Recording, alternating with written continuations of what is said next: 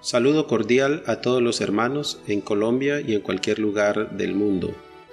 Bienvenidos a nuestro programa Palabras para una vida abundante. La iglesia del primer siglo enfrentó grandes persecuciones por la predicación del Evangelio, y es así que enfrentaban con grandes opresión a manos del Imperio Romano. Muchos cristianos fueron asesinados y cada vez se buscaba que el cristianismo desapareciera, y sumado a este pronóstico era necesario tener en cuenta que el imperio cada vez era más hostil.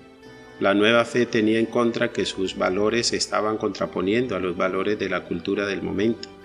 Pero los cristianos tenían más clara su posición y los sufrimientos que experimentarían producto de su fe, pues Jesús les había advertido que le era necesario sufrir por causa de su nombre. El texto de Lucas 21, el 12 al 20 dice de la siguiente manera: Pero antes de todas estas cosas os echarán mano, y os perseguirán, y os entregarán a las sinagogas y a las cárceles, y seréis llevados ante reyes y ante gobernadores por causa de mi nombre. Y esto os será ocasión para dar testimonio. Proponed en vuestros corazones no pensar antes cómo habéis de responder en vuestra defensa, porque yo os daré palabra y sabiduría, la cual no podrán resistir ni contradecir todos los que se opongan. Mas seréis entregados aún por vuestros padres y hermanos y parientes y amigos, y matarán a algunos de vosotros, y seréis aborrecidos de todos por causa de mi nombre, pero ni un cabello de vuestra cabeza perecerá. Con vuestra paciencia ganaréis vuestras almas. Pero cuando viereis a Jerusalén rodeada de ejército, sabed entonces que su destrucción ha llegado. Mis amados hermanos, Jesús ya les había advertido de todo lo que iba a suceder, pero antes de que sucediera la persecución, allí le está diciendo el Señor a ellos que todo lo que anteriormente ellos estaban mirando y estaban admirando, que era el templo, y decían ellos: qué edificación tan hermosa, tan bonita. Jesús les decía: no quedará piedra sobre piedra que no sea destruida. Pero antes que esas cosas acontezcan, ustedes van a sufrir, van a enfrentar grandes persecuciones por causa de mi nombre. Por lo tanto, hermano, la iglesia enfrentaba amenaza por todos lados, pues se buscaba terminar con su mensaje. Algunos cristianos fueron lesionados, expulsados, encarcelados, matados. Pero vemos la fortaleza de la iglesia para sobreponerse a esos intentos de terminar con ella. Muchas veces reyes, gobernadores, emperadores, generales trataron de acabar con su mensaje. Pero la iglesia, mis amados hermanos, siempre salía fortalecida y con más ímpetu después de cada prueba. ¿Y dónde estaba el secreto? Porque ellos, cada vez que eran maltratados, amenazados, eso no era la razón para detenerse a cumplir con la misión que Jesús les había encomendado. Dos cosas importantes: sabían a quién le habían creído y sabían en qué posición el Señor los había colocado. En el libro de los Hechos, el capítulo 4, versículo 1 al 22 dice: Hablando ellos al pueblo, vinieron sobre ellos los sacerdotes con el jefe de la guardia del templo y los saduceos, resentidos de que enseñasen al pueblo y anunciasen en Jesús la resurrección de entre los muertos. Y les echaron mano y los pusieron en la cárcel hasta el día siguiente, porque era ya tarde. Pero muchos de los que habían oído la palabra creyeron, y el número de los varones era como 5,000. Aconteció al día siguiente que se reunieron en Jerusalén los gobernantes, los ancianos y los escribas, y el sumo sacerdote Anás y Caifás, y Juan y Alejandro, y todos los que eran de la familia de los sumos sacerdotes, y poniéndoles en medio les preguntaron: ¿con qué potestad o en qué nombre habéis hecho vosotros esto? Entonces Pedro, lleno del Espíritu Santo, les dijo: gobernantes del pueblo y ancianos de Israel, puesto que hoy se nos interroga acerca del beneficio hecho a un hombre enfermo, de qué manera éste haya sido sanado, sea notorio a todos vosotros y a todo el pueblo de Israel, que en el nombre de Jesucristo de Nazaret, a quien vosotros crucificasteis y a quien Dios resucitó de los muertos, por él este hombre está en vuestra presencia sano. Este Jesús es la piedra reprobada por vosotros los edificadores, la cual ha venido a ser cabeza del ángulo. Y en ningún otro hay salvación, porque no hay otro nombre bajo el cielo dado a los hombres en que podamos ser salvos. Entonces, viendo el denuedo de Pedro y de Juan, y sabiendo que eran hombres sin letras y del vulgo, se maravillaban y le reconocían que habían estado con Jesús. Y viendo al hombre que había sido sanado, que estaba en pie con ellos, no podían decir nada en contra. Entonces les ordenaron que saliesen del concilio y conferenciaban entre sí diciendo: ¿qué haremos con estos hombres? Porque de cierto señal manifiesta ha sido hecha por ellos notoria a todos los que moran en Jerusalén, y no lo podemos negar. Sin embargo, para que no se divulgue más entre el pueblo, amenacémosles para que no hablen de aquí en adelante a hombre alguno en ese nombre. Y llamándolo les intimaron que en ninguna manera hablasen ni enseñasen en el nombre de Jesús. Mas Pedro y Juan respondieron diciendo: juzgad si es justo delante de Dios obedecer a vosotros antes que a Dios, porque no podemos dejar de decir lo que hemos visto y oído. Ellos entonces les amenazaron y le soltaron, no hallando ningún modo de castigarle por causa del pueblo, porque todos glorificaban a Dios por lo que se había hecho. Mis hermanos, a pesar de todas las intimidaciones que le hacían el Sanedrín, que era el que los estaba juzgando en ese momento, ellos, aunque le dijeron que no siguieran predicando, que no siguieran anunciando el Evangelio, hermanos, eso no los detuvo. Algo interesante que me llama la atención: ellos en su valentía tienen claro y le dicen: juzgad vosotros, juzgad pues. Escuche bien esa expresión. Mas Pedro y Juan respondieron diciéndoles: juzgad si es justo delante de Dios obedecer a vosotros antes que a Dios. Ellos tenían claro, hermano, ellos tenían claro. Era tal la claridad de ellos que las amenazas no era obstáculo para continuar con su misión. Y desde esa claridad resistían con el poder de Dios todo un sistema cultural, político y religioso, para convertirse en una iglesia donde las personas encontraran refugio para sus vidas. La Biblia nos muestra la importancia de resistir para lograr la victoria. Ahora bien, mis amados hermanos, eso no es de cualquier manera, no es imponiendo mis propios criterios, es en la claridad que recibimos de Dios para someter nuestra vida a su voluntad, pues no hay otra forma de hacerle frente a este sistema, a este mundo, si no es con el poder de Dios. Santiago capítulo 4 versículos 7 al 8 dice de la siguiente manera: someteos pues a Dios, resistid al diablo y huirá de vosotros. Acercaos a Dios y Él se acercará a vosotros. Pecadores, limpiad las manos, y vosotros los de doble ánimo, purificad vuestros corazones.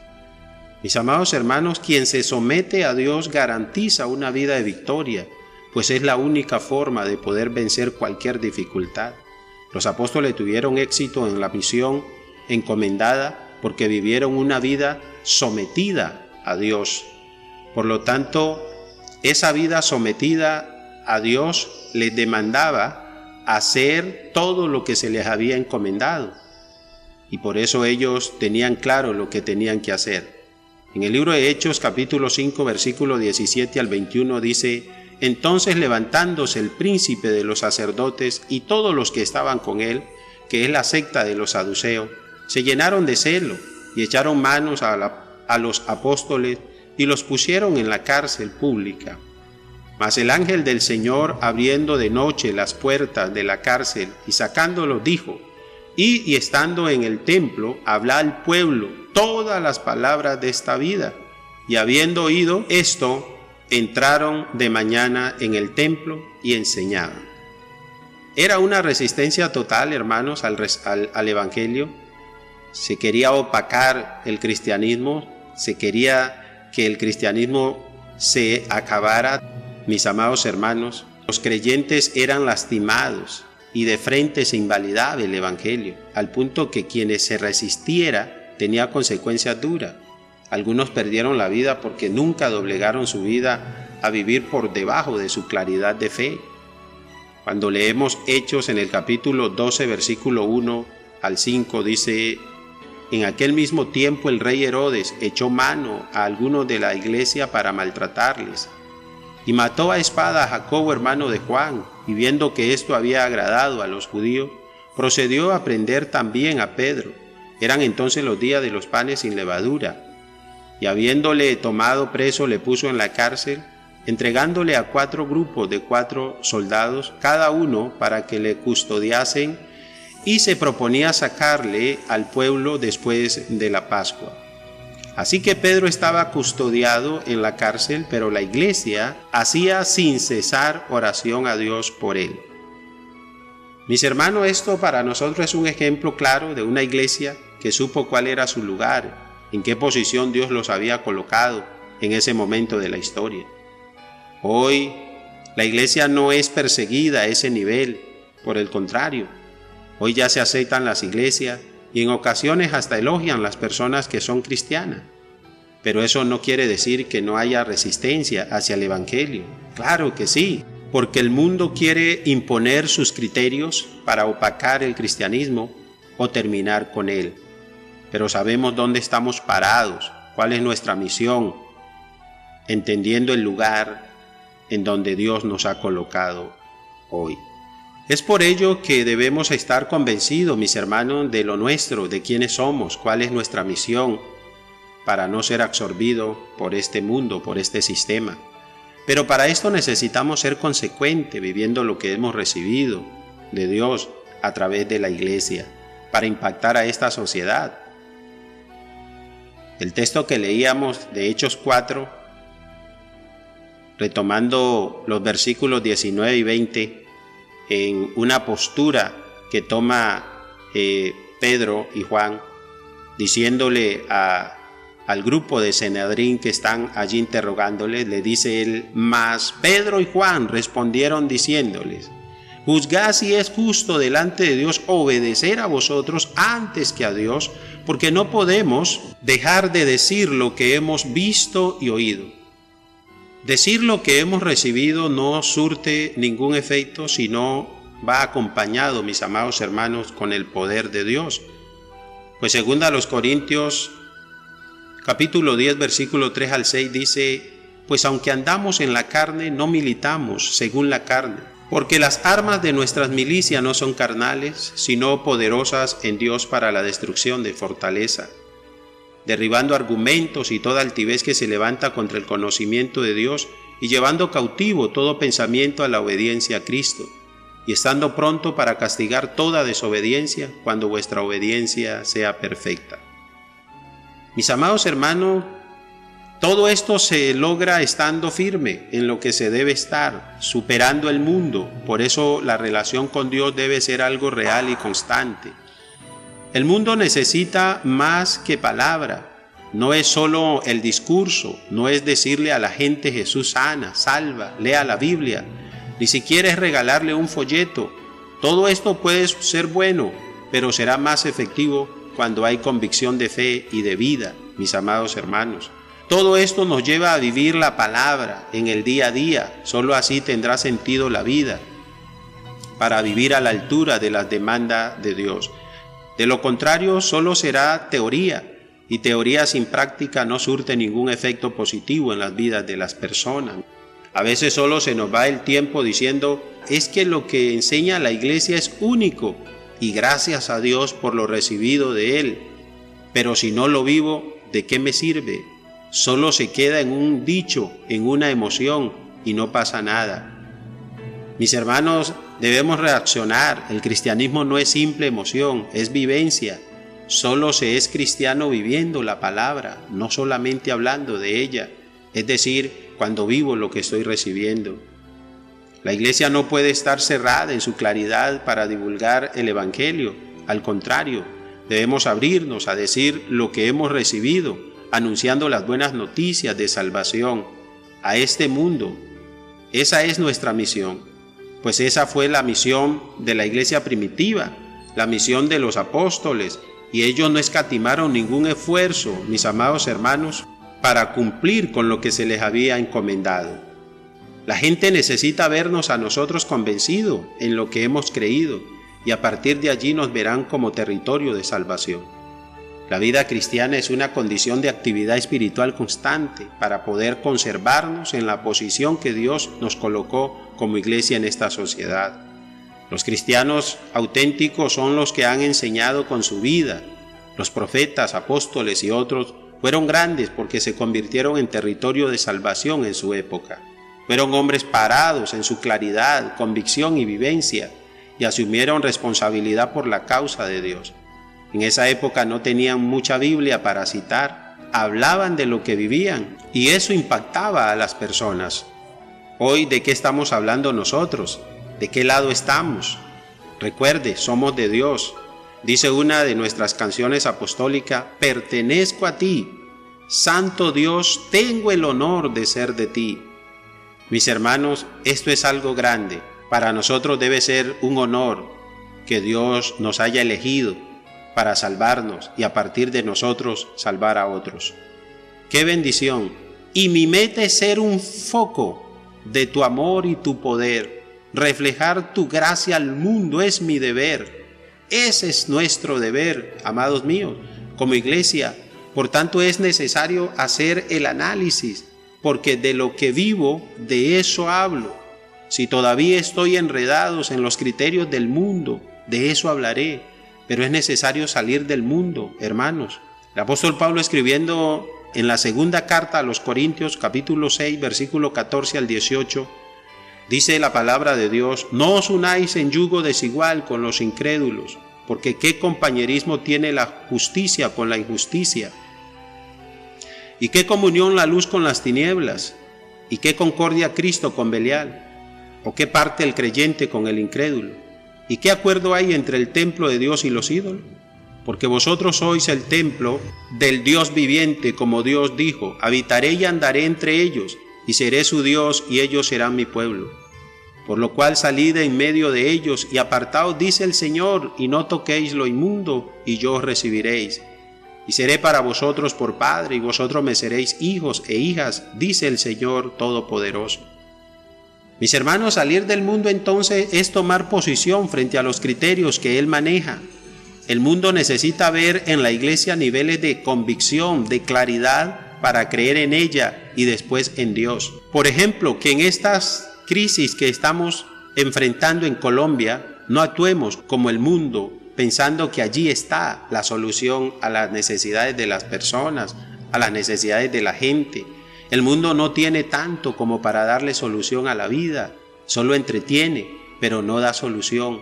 Pero Dios, a través de la iglesia, ha prometido dar solución a la humanidad y por esa razón estamos nosotros aquí en este tiempo. Por eso, mis hermanos, se necesita una iglesia firme, aportando vida y no enredada en los criterios personales de unos pocos. Hebreos capítulo 10, versículo 23 dice: mantengamos firme sin fluctuar la profesión de nuestra esperanza, porque fiel es el que prometió. Oiga esto, mi hermano, firmeza y fluctuar tienen significados opuestos. Dios nos pide que nos mantengamos firmes. El diccionario define firmeza como voluntad inquebrantable y constancia en la realización de algo. Podemos decir entonces que la firmeza es un pilar del carácter cristiano indispensable para el desarrollo de nuestra fe como seguidores del Señor. En contraste con la palabra fluctuar, se define como inestabilidad, debilidad, inexperto o inmaduro. En el libro de Santiago 1, 6, 8 dice de la siguiente manera: el hombre de doble ánimo es inconstante en todos sus caminos y es semejante a las olas del mar que van de un lugar a otro.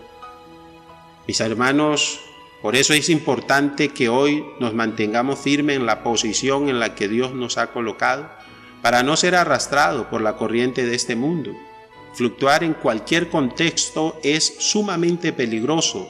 Si lo es en la fe, lo será en cualquier espacio o situación en la que usted se encuentre. Ser constante es un reto, pero es justo lo que nuestra actual generación está perdiendo. Haga la diferencia, sea constante en su amor, séalo también en su trabajo y más aún en su relación con Dios. y será una puerta por donde entrarán mucha gente a la salvación. En el libro de Mateos, capítulo 23, versículo 13 dice: Mas ay de vosotros, escribas y fariseos hipócritas, ¿por qué cerráis el reino de los cielos delante de los hombres? Pues ni entráis vosotros, ni dejáis entrar a los que están entrando. Los judíos le estaban cerrando el camino a los gentiles con sus argumentos, con sus normas. Hoy es posible que lo estemos haciendo nosotros, imponiendo mis propios criterios, cosa que no resuelve la necesidad de fondo en la vida de las personas. La iglesia hoy debe tener claro cuál es su lugar en este mundo. Hermanos, estamos para abrir posibilidades. Dios nos ha colocado en este mundo para divulgar el evangelio a todo dar, que no escatimemos esfuerzo para decirle a la gente que hay un Dios que salva, que hay un Dios que sana, y a partir de nuestra vida convertirnos nosotros en referente, que no solo sea el discurso, mis amados hermanos, sino que la vida diga más que lo que nosotros podemos hablar, podemos decir. Recuerde, todas las circunstancias que la iglesia tiene que enfrentar no serán las mismas, pero la posición de la iglesia frente a los criterios del mundo sí. Por tanto, mis amados hermanos, es un reto para nosotros, para la iglesia hoy, que podamos asumir el compromiso, la responsabilidad de anunciarle al mundo las virtudes de aquel que nos llamó de las tinieblas a su luz admirable. Pidamos a Dios que nos oriente, que toque nuestras vidas y que nos permita entender cuál es nuestro papel en este mundo y donde el Señor nos ha colocado, desde allí hacer nuestra labor como cristianos. Oremos entonces. Soberano Dios que estás en los cielos, en esta mañana le doy muchas gracias, mi buen Dios, por este espacio maravilloso que usted me regala de poder dirigirme a la iglesia, de poder dirigirme, Señor, por este medio a cada uno de los hermanos. Te pido, Señor, en esta mañana que en tu buena voluntad, bendito Señor, toque nuestras vidas, nos permitas entender, Señor, con claridad cuál es el papel, Señor, que nosotros debemos en este tiempo, Padre de la Gloria, cumplir. Pues sabemos, Señor, que estamos en este mundo por la razón que tú, oh Dios, de alguna manera nos has venido mostrando, y es la salvación de los seres humanos. Por lo tanto, tú nos has puesto como iglesia, Señor, y en este tiempo, Padre, nos ha correspondido, Señor. Por eso te pedimos tu intervención, pedimos que nos ayude, pedimos que nos dé cada día la fuerza, Señor, para hacer la labor que tú nos has encomendado. Decirle al mundo que hay un Dios grande, que hay un Dios que salva, que hay un Dios que sana, que hay un Dios que transforma la vida, los corazones, y que hoy es la única esperanza para que el ser humano pueda encontrarle sentido a la existencia. Muchas gracias, Padre Santo, por todo lo que tú estás haciendo y seguirás haciendo, Señor, a través de la iglesia en este tiempo, Padre. En el nombre de Jesucristo, nuestro Señor, le doy muchas gracias, oh Padre Santo. Amén y amén.